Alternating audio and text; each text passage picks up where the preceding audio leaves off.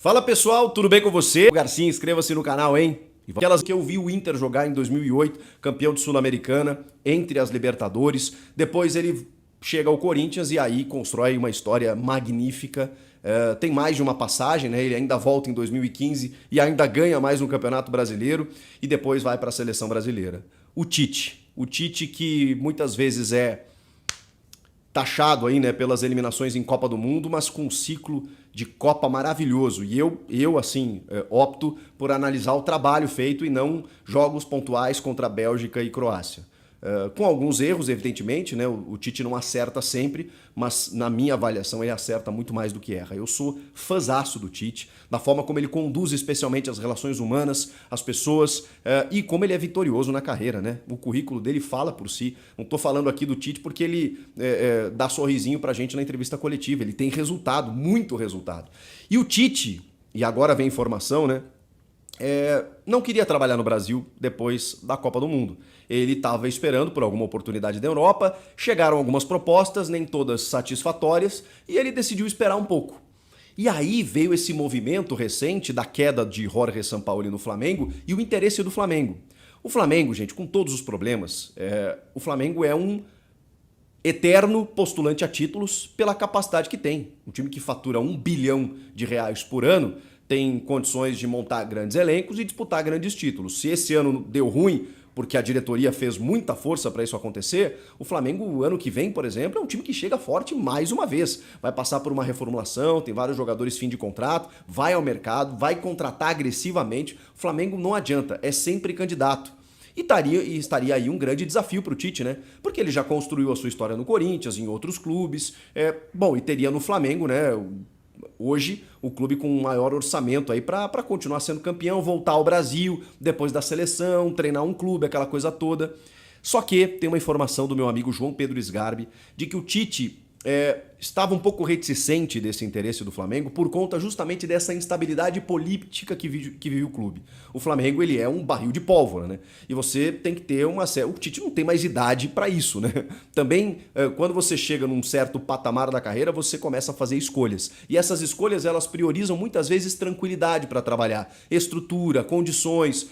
O Flamengo oferece muitas dessas coisas, mas tranquilidade não é uma delas. Não que no Corinthians ele tenha uma vida tranquila, mas o Corinthians é muito diferente, especialmente na relação Corinthians e Tite. E aí,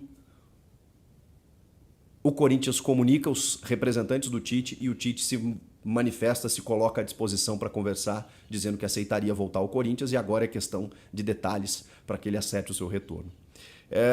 Aí agora eu vou dar a minha leitura do fato, né? O Luxemburgo foi demitido de forma muito repentina. É óbvio, conhecendo esse meio há algum tempo, que o Corinthians já tinha a sinalização positiva do Tite para poder efetuar a demissão. Tem um clássico contra o São Paulo no fim de semana, tem uma decisão na semana que vem e o Tite está no Brasil. Então era necessário agir rápido e com um cara que acalmasse os ânimos da torcida. É o único ser humano que acalmaria a torcida nesse momento.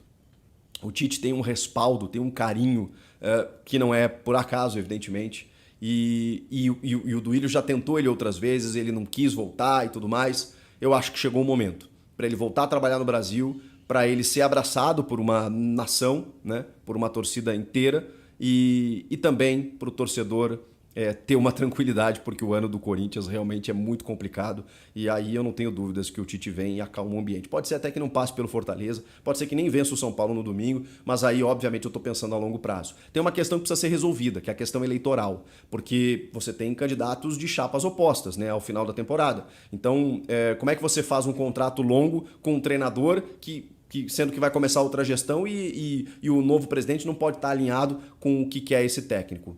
Eu acho que o Tite é o único capaz de equilibrar tudo isso, de ser unanimidade entre todos os candidatos, postulantes ou qualquer pessoa que queira ser presidente do Corinthians. Então, se fizerem um contrato, nem que seja até o fim da temporada que vem, para depois rediscutir o contrato, provavelmente o novo presidente, seja ele da situação ou da oposição, ele não vai se opor. A gente está falando do Tite. O Tite, ele derruba barreiras, ele ele quebra qualquer protocolo. Se chegar hoje, amanhã, ele vai ser ovacionado e vai comandar o treino normalmente e vai dar uma nova esperança para essa torcida do Corinthians. Essa é a minha opinião. Qual a sua? Gostaram da demissão do Lucha? Tardia? E se você é corintiano de coração assim como eu, o que você tá esperando aí para deixar o seu Vai Corinthians aí nos comentários? Deixa aí o seu Vai Corinthians, meus amigos. Deixe o seu comentário de qual cidade você está falando para ajudar a potencializar e levar essa notícia para mais corintianos, tá ok? Também não deixa de se inscrever no canal se você gosta de receber notícias diariamente, né? Informações diárias aí sobre o time do Corinthians, jogadores, etc e tal. Se inscreve no canal, ativa o sininho das notificações, tá bom? Deixa aí o seu like no vídeo. Forte abraço, meus amigos, tá bom? E até o próximo vídeo. Tchau, tchau.